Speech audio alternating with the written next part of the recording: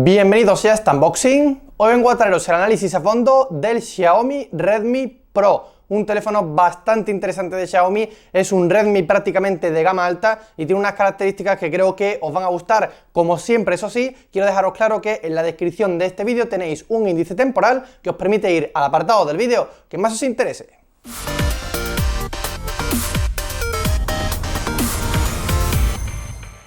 Estéticamente, el Redmi Pro es un teléfono muy similar a otros diseñados recientemente por Xiaomi, como por ejemplo el Redmi Note 4. Los acabados son muy parecidos. Fijaos que es un teléfono con una diagonal de pantalla de 5,5 pulgadas y tenemos también un botón físico en la parte frontal, que es una de las características que distingue más este Redmi Pro del Redmi Note 4, que hay mucha gente que prefiere, por ejemplo, el sensor de huellas aquí delante. Pues en este caso es así. Tenemos el sensor de huellas delante y además es un botón físico para botón Home. Por otro lado, tenemos aquí en el frontal una cámara de 5 megapíxeles. Si le damos la vuelta al teléfono, nos encontramos, como os digo, con un acabado muy similar al Redmi Note 4, pero un poco más brillante. A mí personalmente me gusta más, pero bueno, eso ya es cuestión de gustos. Tenemos doble cámara, que es una de las cosas que más llama la atención en el Redmi Pro, y tenemos la cámara superior de 13 megapíxeles y la inferior es de 5. ¿Para qué sirve la doble cámara? Luego en el apartado de cámara lo explicaremos un poco mejor, pero bueno, básicamente para hacer algunas fotografías así como medio en 3D y cosas así.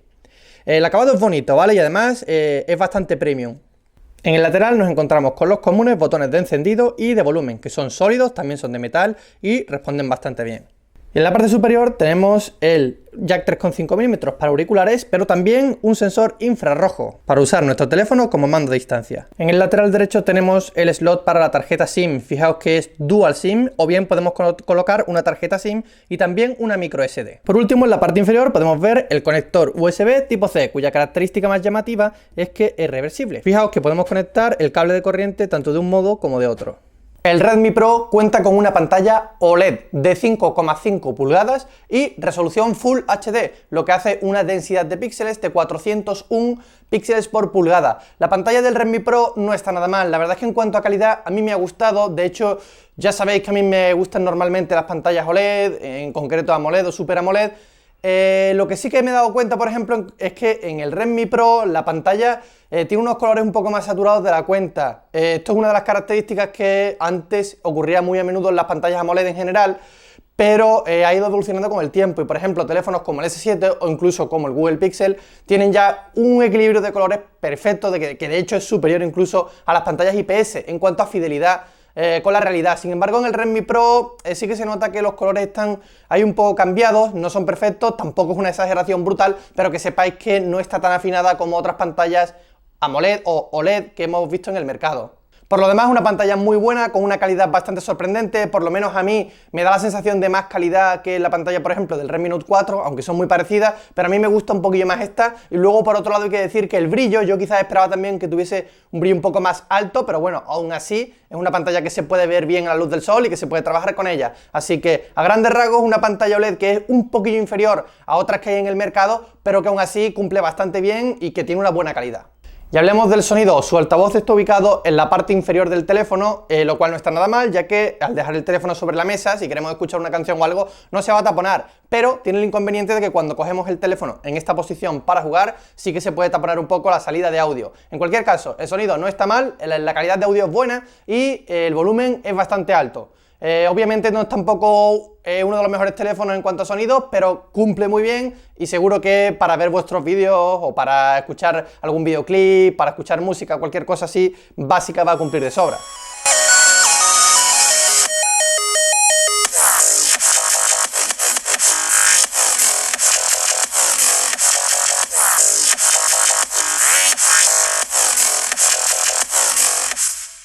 En cuanto al software, podemos ver que tenemos la última versión de MIUI 8, basado en Android 6.0. En este caso contamos con una ROM que no es la ROM oficial y está en español, pero a pesar de que funciona bien, a grandes rasgos vosotros podéis utilizar el teléfono perfectamente, no se ralentiza. Hay gente que me dijo, no, porque al tiempo deja de ir bien. A mí me va perfectamente fluida y funciona sin ningún tipo de inconveniente, pero sí que es cierto que tiene un problemilla con la batería, que en el apartado de batería os comentaré.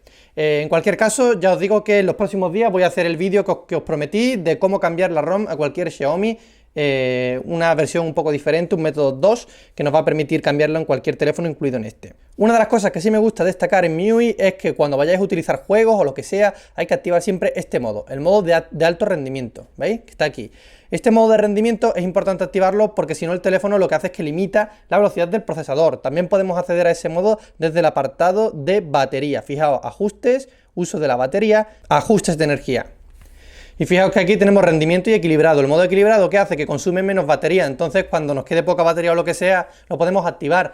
Pero para jugar, para hacer uso de aplicaciones intensivas y demás, es bueno tener siempre activado el modo de alto rendimiento. Otra de las cosas que me gusta de Xiaomi es que incluye bastantes aplicaciones interesantes aquí en el apartado de Tools, como puede ser la radio FM o incluso el Mi Remote, que está aquí además, ahí está, que nos va a permitir utilizar el teléfono como mando a distancia. Otra cosa que quiero destacar, el sensor de huellas. Ya sabemos que una de las cosas que distingue este Redmi Pro del Redmi Note 4 es que tiene el sensor de huellas en un botón físico en la parte delantera. El botón físico funciona perfecto, también hay que decirlo, va muy bien. Y el sensor de huellas funciona súper rápido. Lo único que, claro, hay que encender la pantalla para que funcione, ¿vale? No nos vale con poner el dedo, sino que hay que pulsar el botón y nos lee la huella rápidamente, ¿eh? Va muy bien y normalmente lo pilla siempre a la primera. De hecho, va mejor que el del Mi 5S, os lo puedo garantizar. Como siempre, para el que no lo sepa, si entramos en el apartado de ajustes y en pantalla de bloqueo y huella dactilar, aquí es donde podemos añadir nuevas huellas. Añadir huella y es simplemente ir poniendo el dedo hasta que la lea completa.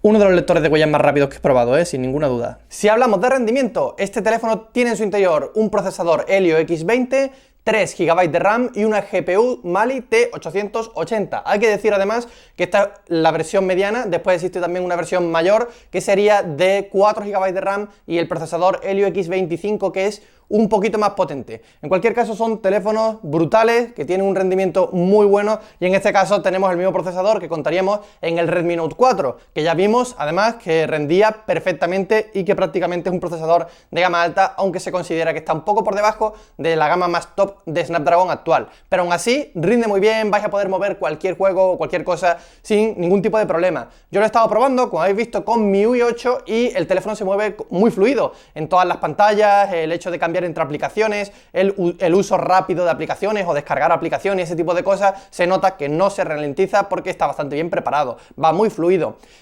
Sobre juegos, he estado probando juegos también que tuviesen un alto rendimiento gráfico o alto requerimiento para que viésemos el máximo potencial que puede ofrecer y aun jugando a juegos en ultra se puede mover sin ningún problema. Puede pegar algún tirón esporádico, pero también le podríamos achacar el problema al juego, no lo sé. La cuestión es que ha funcionado bastante bien, yo he quedado muy contento, no ha habido ningún juego que no haya podido mover sin problemas, ni tampoco he tenido ningún inconveniente grande sobre rendimiento, así que muy contento con cómo ha cumplido el Redmi Pro, básicamente igual que el Redmi Note 4, ya que su hardware es igual. La interfaz de la cámara del Redmi Pro es prácticamente igual que cualquier otro teléfono de Xiaomi, tenemos los mismos modos, pero es muy importante, como os digo siempre, que entréis en el apartado de ajustes y ajustéis la calidad de imagen en alta, para tener siempre la mejor calidad en nuestras fotografías. Hay una cosa que caracteriza la cámara del Redmi Pro y es que fijaos que tiene aquí como una especie de botón obturador que nos permite elegir la apertura de la cámara desde 0.95 hasta 5.6 y esto nos va a permitir hacer fotos bastante chulas.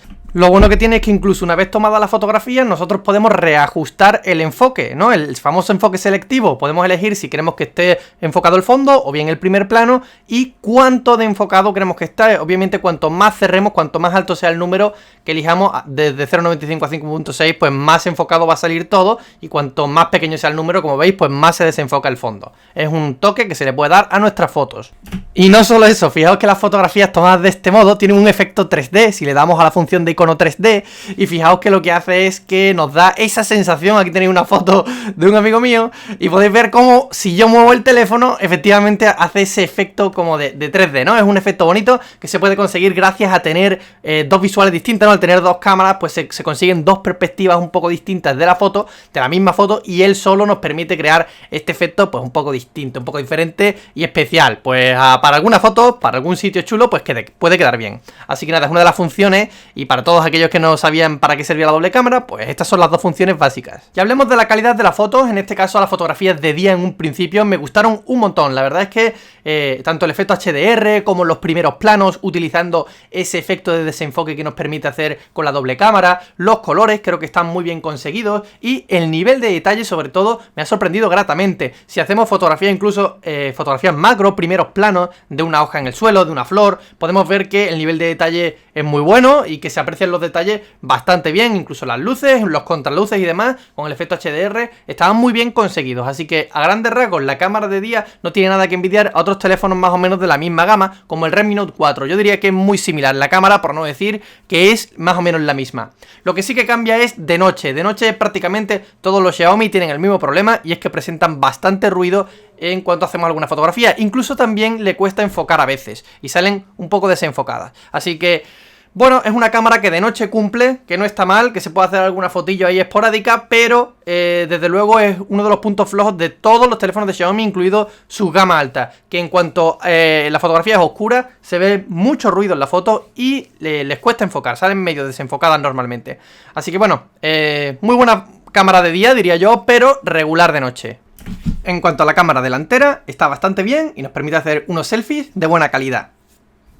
Y ahora sí, hablemos de la batería. Tenemos un teléfono bastante grande, de 5,5 pulgadas. Su batería es de 4000 mAh y rinde de maravilla, como de costumbre en la mayoría de teléfonos Xiaomi. En este caso, podríamos llegar aproximadamente a las 5 horas y media, 6 horas de pantalla, con el modo alto rendimiento activado, ¿vale? Yo esto lo he probado jugando mucho y con el modo alto rendimiento activado, y aún así, casi 6 horas de pantalla cumple de sobra para hacer una jornada completa sin ningún problema, sin necesidad de cargarlo a mitad del día. Y por supuesto, para aquellos usuarios que no hagan un uso tan intensivo del teléfono, pues probablemente podrán llegar a los 2 días de uso. Además, los procesadores Helio X20 no cuentan con la carga rápida de Qualcomm, lógicamente, porque son de MediaTek, pero sí que tienen su propia carga rápida, algo así. Quizás no es tan rápida, pero que sepáis que tampoco tenéis que esperar una eternidad a que se cargue, en 1 hora y pico, está cargado al 100% también. Eso sí, un detalle que quiero aclarar sobre la batería. Si os llega el teléfono de fábrica con una ROM no oficial, os recomiendo que sigáis el tutorial que voy a hacer en los próximos días para ponerlo con la ROM oficial o con la ROM de Xiaomi.eu mientras que no aparezca la oficial.